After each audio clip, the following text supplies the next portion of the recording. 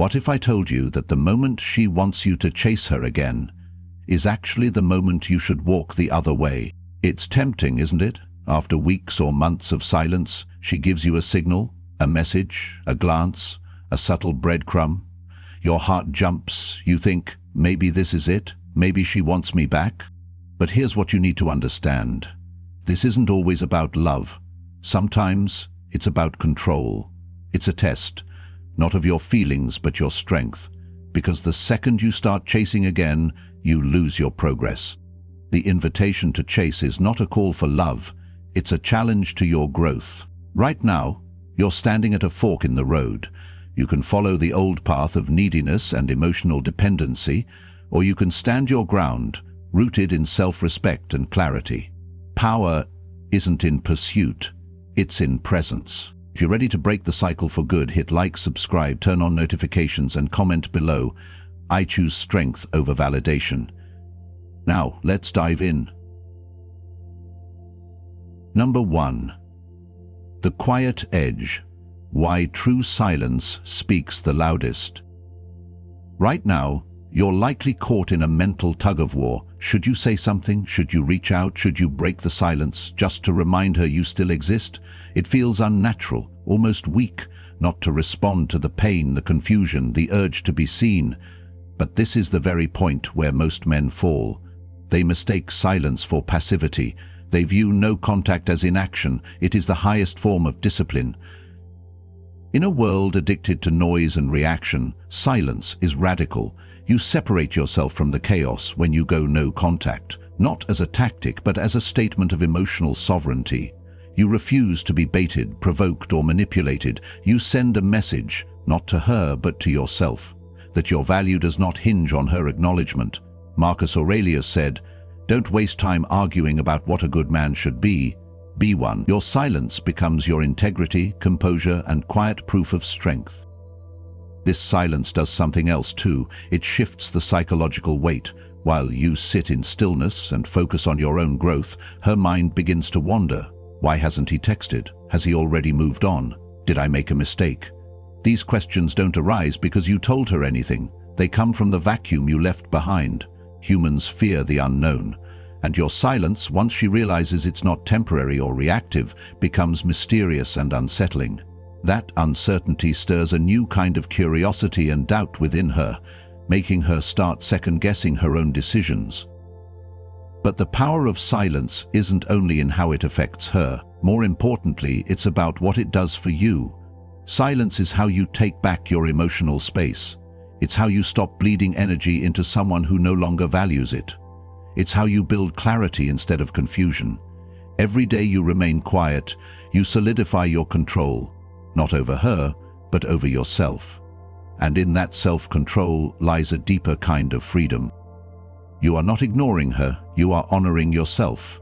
You are not punishing her, you are protecting your peace.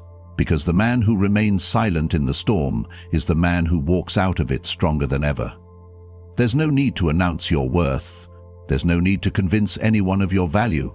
Your silence has already begun to do the work for you. Eventually, if she's paying attention, she'll feel the shift. She'll notice the absence. She'll realize the power she once had over your emotions has evaporated. And by then, it will be too late. Because your silence wasn't waiting for her return. It guided you to your evolution.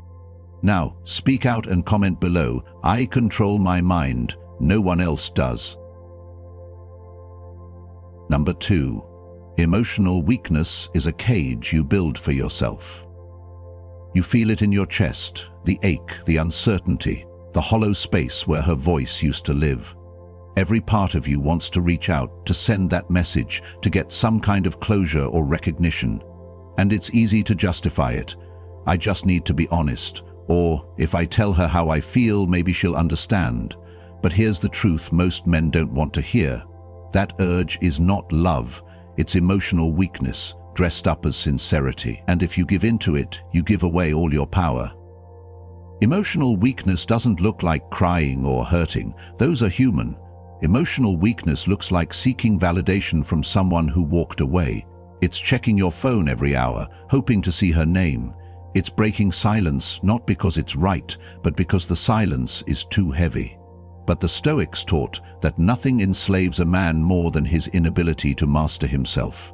Epictetus said it best: "No man is free who is not master of him." And every time you reach out to her out of pain, loneliness, or confusion, you become a prisoner of your own impulses. Let's call it what it really is: desperation. And desperation is the most unattractive quality you can show, not just to her but to yourself. Because when you act out of desperation, you communicate loud and clear: I need you to feel okay.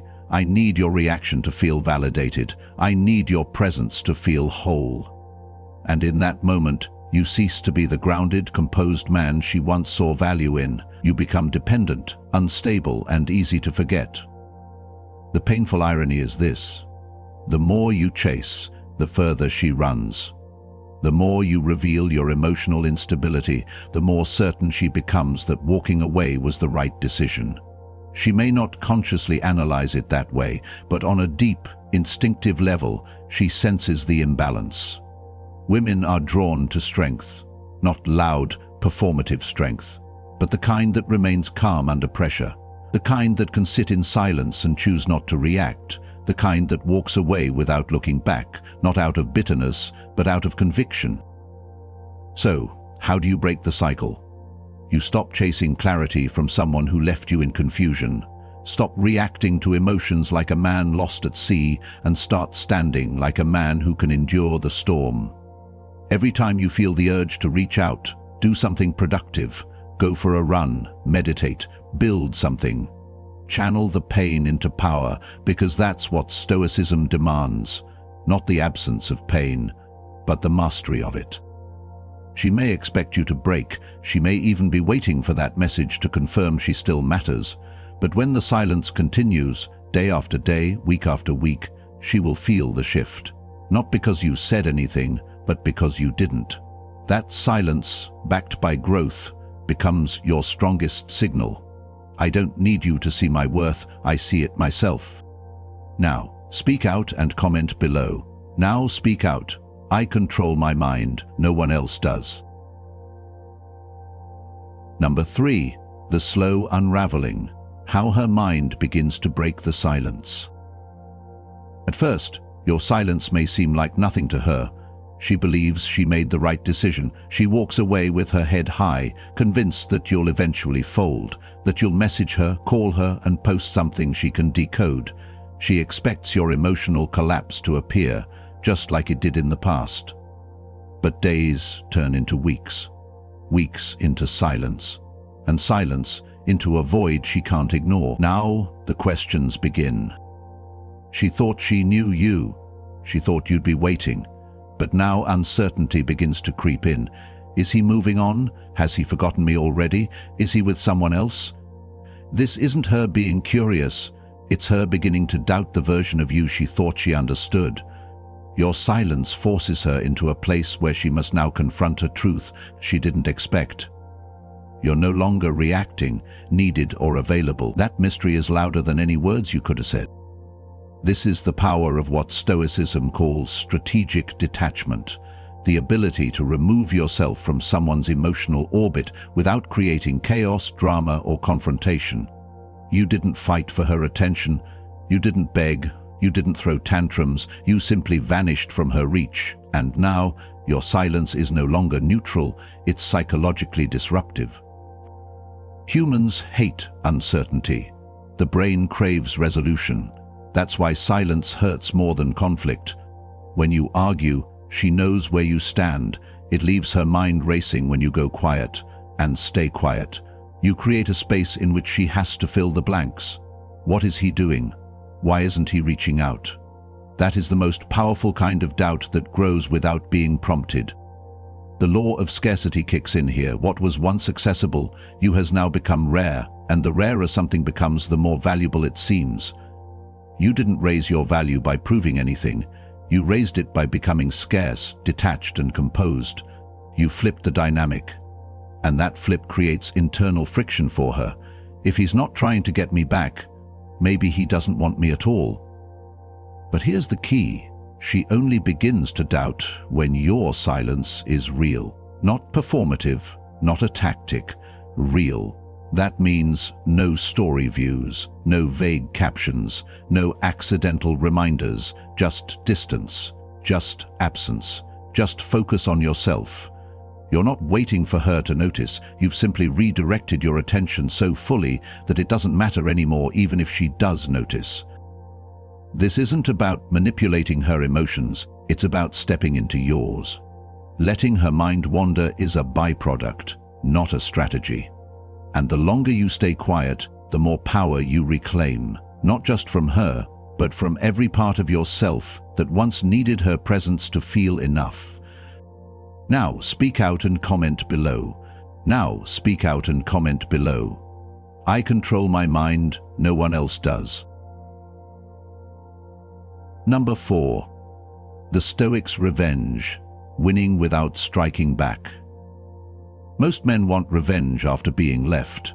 They want her to feel the pain they felt, to regret what she did, to come crawling back begging for what she once took for granted. But true Stoics understand that real revenge isn't about retaliation. It's about becoming so untouchable that you no longer care whether she regrets it. The Stoic's revenge is silent, internal, and powerful beyond anything she could have expected. It's not about her anymore, it's about you. When she walked away, she thought she had the upper hand. She thought you'd collapse, spiral, reach out, plead. Maybe she even wanted to know she still mattered and confirm her emotional control.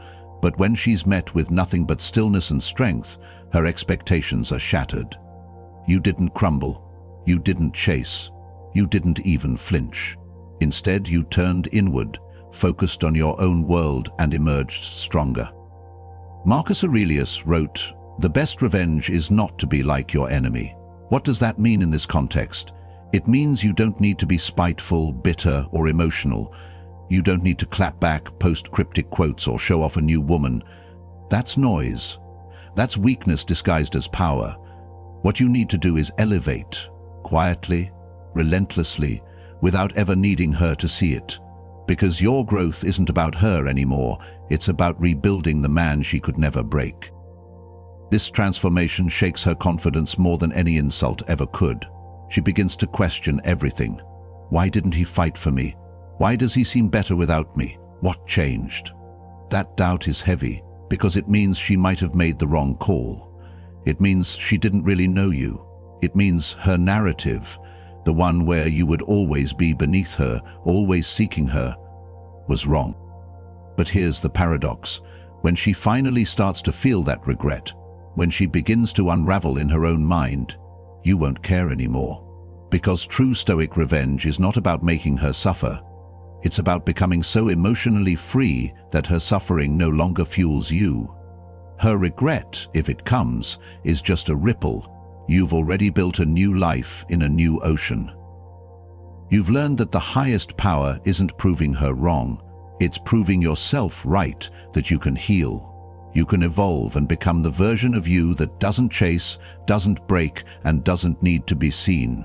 That kind of man intimidates even the people who once thought they could walk away without consequence. So, let her watch from the distance. Let her wonder. Let her regret, if she does. But don't live for that moment. Live for the man who doesn't care whether it ever happens at all. Now, speak out and comment below. I control my mind, no one else does.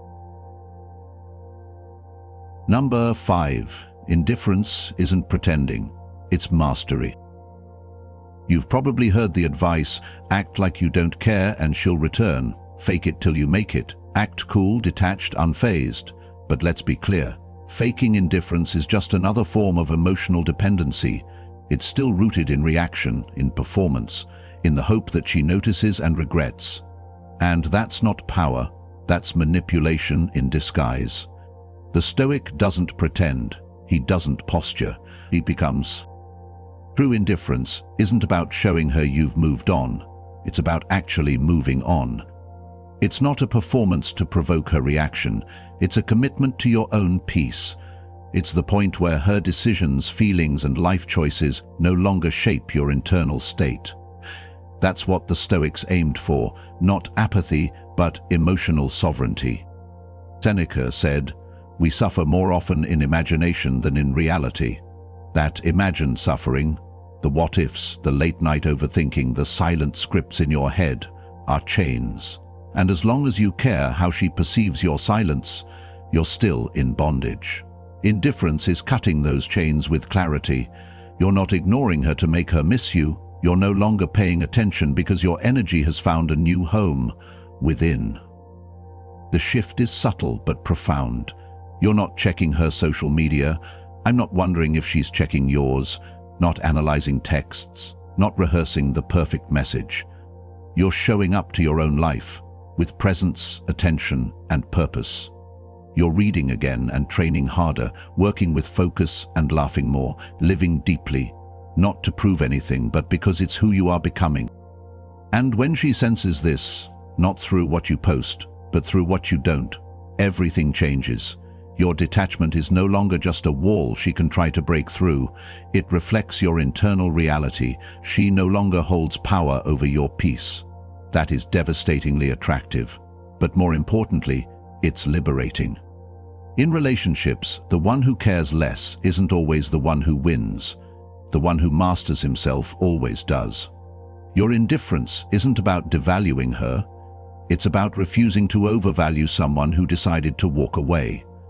When you reach that emotional plateau where her presence or absence doesn't affect your rhythm, you've tapped into a level of freedom that few men ever reach. And yes, she will feel that. She will question it. She will wonder if you've replaced her, if you've ever really loved her, if you've finally realized you deserved better. But those questions are for her to carry now, not you, because you're not cold, you're not bitter, you're just not waiting anymore. So don't pretend, don't perform, just be.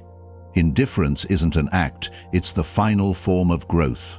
Now, speak out and comment below. Now, speak out and comment below. I control my mind, no one else does. Number 6, rewriting the narrative, when she starts to doubt her decision. When she walked away, she was sure. Certain that she had made the right call, that she had outgrown you, that someone or something else would fulfill her in ways you didn't. And for a while, that certainty carried her. She told herself a story about who you were and why she left, a story that made her feel powerful, justified, and in control.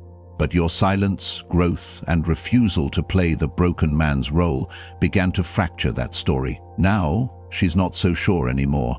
Now, she's beginning to doubt herself. She expected a reaction, she expected weakness, she expected emotional chaos, a signal that she still held the strings. Instead, she's met with calm, with quiet, with distance. And behind that silence, she senses something she didn't predict. Change. But not the fake kind, not the look at me now posts or surface-level distractions. Real change. The kind that happens when a man goes inward, rebuilds in private, and returns to the world stronger than before. This is when cognitive dissonance kicks in. She begins to feel a gap between the version of you she remembers, the emotional, maybe even needy man she walked away from, and the man she now perceives. How is he okay? Why isn't he chasing? Why does he seem more grounded now than when we were together? That disconnect breeds discomfort, the kind that keeps her up at night, scrolling through your old photos, checking your name in search, asking mutual friends about you, because she no longer knows who you are. But that doubt doesn't grow unless your silence is paired with authenticity. That means no breadcrumbs, cryptic posts, or attempts to trigger her attention. Just growth. Pure, unfiltered, unapologetic self-evolution. And when she feels that, truly feels it, something shifts. She realizes you no longer belong to her story. Worse, you may never have. Epictetus said, "Freedom is the only worthy goal in life. It is won by disregarding things that lie beyond our control. Her perception of you, it's out of your control. Her regret, it's out of your control. But your development, that's yours. your ability to remain unshaken, unbothered, and deeply invested in yourself, that's your arena. And that's where you win. Eventually she may reach out, she may try to peek into your life again, but by then you'll have moved so far that her curiosity won't even register. Because this was never about changing her mind, it was about changing your own. The man who doubted himself, who needed her approval, who feared losing her, that man is gone. In his place stands someone she can't predict, can't reach, and can no longer define. Now, speak out and comment below. I control my mind, no one else does. Number 7. Emotional freedom. When her validation no longer matters. There comes a point in every man's journey where he realizes the most liberating truth. He doesn't need her to return. Not to feel worthy, not to feel healed, not even to feel whole. The moment you stop chasing her recognition is the moment you stop living in the past she walked away from. This is emotional freedom, not detachment for the sake of revenge, but detachment for the sake of peace. It is the turning point when your healing no longer revolves around her return, but around your rebirth. At the start, everything inside you resisted the silence, the pain screamed for closure. The mind replayed old moments, searching for meaning. You imagined what you'd say if she reached out. You imagined how you'd prove she made a mistake. But all of that was still centered around her, around being seen, around being validated. And as long as you needed her eyes to recognize your value, you had none of your own. But now, the weight begins to lift. You're starting to feel the shift. Your energy is no longer chained to the past. You're not thinking about her daily. You're thinking about what's next. Your fitness, your goals, your direction. You're laughing without forcing it, sleeping without waiting for a text, living without her name attached to your peace. That's not bitterness. That's not pretending. That's growth.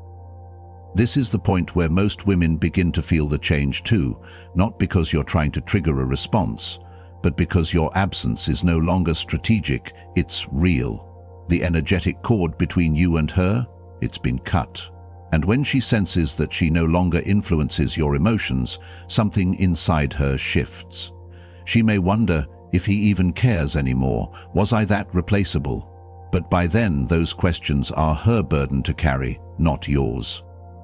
True Stoic power is not the suppression of pain, it's its refinement. It's using the hurt as fuel, turning suffering into strength. Seneca wrote, "A man who suffers before it is necessary, suffers more than is necessary." And that's what you've stopped doing, over-suffering. You've stopped projecting your mind onto someone else's choices. You've reclaimed your mind, and with it, your freedom. Emotional freedom is subtle but unstoppable. It doesn't make noise. It doesn't make announcements. It just becomes a new way of living. You stop chasing closure. You stop waiting for apologies. You stop needing the past to resolve itself. Because what you've built now, inside your discipline, mind, and solitude, is enough. More than enough. You're no longer proving your worth, you've embodied it. Now, speak out and comment below. Now comment below, I control my mind, no one else does. Number 8. The hard truth. Her silence isn't sentiment, it's strategy. There's a moment when you start to believe that maybe, just maybe, she's feeling the same thing you are, that her silence is meaningful, that behind her calm exterior she's struggling, missing you, quietly hoping you'll reach out. So when she doesn't, you begin to doubt yourself. Is she really okay? Does she not feel this pain at all? Should I break the silence just to test the waters? But here's the hard truth you must confront. Her silence isn't necessarily born from confusion or regret. It's often a strategy to see if she still controls you. When a woman leaves, she often doesn't want a clean break. She wants a psychological tether, a quiet assurance that you're still orbiting her, still emotionally available, still waiting. Your first message, your first story view, even the smallest signal of longing, it confirms her power. It's not that she wants you back, it's that she wants to know she could have you back, that you're still hers in some invisible way. This is where most men sabotage their healing. They interpret silence as vulnerability and rush in, explaining themselves, breaking no contact, trying to re-establish connection. But the moment you do, you shift the emotional weight back to her. Without saying it directly, you've told her, I haven't moved on, you still affect me, you still hold value over my peace. That is the exact opposite of what the Stoic path demands. The Stoic understands that no one outside you should dictate your internal state. Seneca said, we suffer more in imagination than in reality. Your imagined story, that she's heartbroken and just waiting for you to speak, can be a trap. Because if you act on that fantasy, you risk giving your power away in a moment of weakness. And when you do, she doesn't feel touched, she feels reassured. She's not pulled toward you, she's distanced further. You see, your silence isn't just absence, it's pressure. It forces her to deal with her own choices. It removes the safety net of your attention. And if you've truly remained silent, not as a tactic but as a principle, it creates tension she can't resolve on her own. That's when dissonance sets in. Her mind expects one version of you, but the real you no longer play that role. And the beauty of that? You don't need to do anything else. Your stillness, backed by growth, is doing the work for you. Your silence becomes proof that she no longer holds space in your mind, not because you're trying to be cold, but because you've genuinely evolved beyond her need for her attention, guilt, or return. So, let her sit in the silence she created. Let her wonder, let her guess. That's not your concern anymore. Your only concern is mastering the one thing you can control, yourself. Now, speak out and comment below. Now, speak out. I control my mind. No one else does. Number 9. Emotional mastery. The highest form of power she can't touch. There's a point in your journey where pain transforms, not into rage, not into numbness, but into clarity. A moment where her name no longer tightens your chest, where her silence no longer controls your thoughts, where the ache becomes a whisper and your attention finally turns inward. This is what the Stoics call true emotional mastery. Not indifference out of bitterness, but indifference born from freedom. This is the paradox of power. When you need nothing, everything begins to come to you. But when you chase, grasp, and seek her reaction or approval, you hand over your center. And the one who controls your center, they control your life. Most men never realize this. They stay emotionally tethered, waiting for a text, a sign, a moment that confirms they still matter. But in that waiting, they lose the most valuable thing they could ever possess. The Stoic does not wait, he detaches, not to escape emotion but to rise above the noise it creates. That's why no contact done with true purpose is not a tactic, it's a declaration, not to her but to yourself. It's you saying, I am not a man who depends on others to know my worth. I define it. Marcus Aurelius wrote, the happiness of your life depends upon the quality of your thoughts. When your thoughts are tied to her, your happiness is borrowed, fragile, temporary. When your thoughts are grounded in self-mastery, presence, and discipline, you become untouchable. Not because you no longer feel, but because you no longer react. Here's what happens when you master this state. She begins to feel a shift. Not just because you've gone silent, but because your energy has left completely. She senses she no longer lives in your world, not even as a memory, and that unsettles her. It's not that you're punishing her. You're simply no longer participating in the unspoken contract where her decisions dictate your emotional weather. That contract has been burned, quietly, completely. And if she comes back, if she sends the text, the real test begins, not in how you respond, but in how you feel.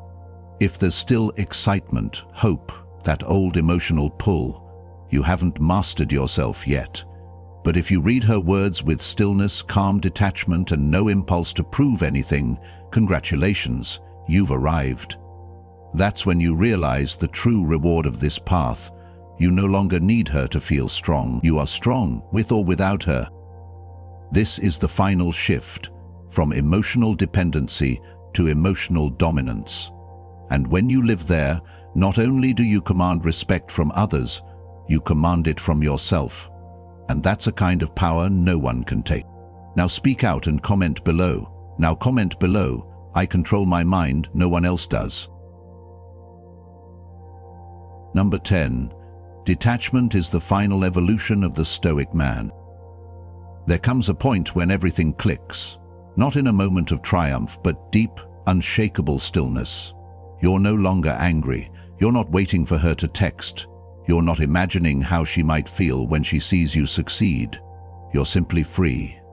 Not because you've won her back, not because she's finally come around, but because for the first time you've stopped needing her completely.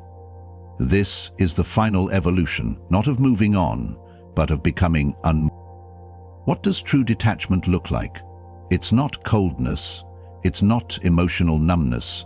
It's not about closing your heart. It's about no longer tying your sense of self to her presence, approval, or even regret. You've walked so far down your path that even if she were to appear at your door, confess everything, and beg for another chance, it wouldn't shake your foundation. You would listen, maybe even smile, but you would not feel the old pull in your chest. Why? Because you've mastered the self. And that is the final Stoic discipline. Marcus Aurelius once wrote, "You have power over your mind, not outside events. Realize this and you will find strength." You've taken the hardest road, the one where you didn't fight for her attention, didn't chase closure, didn't try to win her back. Instead, you chose silence, you chose solitude, you chose to rebuild. And in that rebuilding, you discovered something more precious than her validation, your own internal peace. What's more, that peace has made you powerful, not performatively, not loudly, but in a quiet, terrifying way, the kind of power that can't be faked, the kind that radiates through your energy, your decisions, your focus. She can feel it, even if she never admits it. Because you're no longer the man she left. You're the man she can't access anymore. The truth? She doesn't haunt you now. You don't scroll back. You don't wonder what if. That part of your life ended, and you let it go, not with bitterness, but with clarity. Because what you've gained, emotional autonomy, personal excellence, total self-respect, is infinitely more valuable than anything she could have given you. You're not here to teach her a lesson. You're not here to prove she made a mistake. You're here because you finally understand that being unshakable is the greatest reward of all.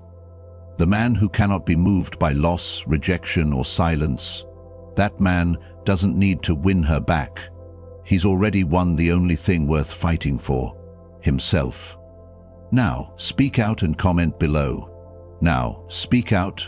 I control my mind. No one else does. You came here wondering if you should chase her again, but now you know. The real question was never about her, it was about you. You've seen that your value doesn't increase when she reaches out. It shines when you don't need her to. She didn't come back to save you. She came back to see if you've changed, and now she sees that you have. If you're committed to becoming unshakable, like this video, subscribe, and comment, "I am unstoppable." Keep your standards, guard your peace, and never forget, your future is forged in discipline, not desire.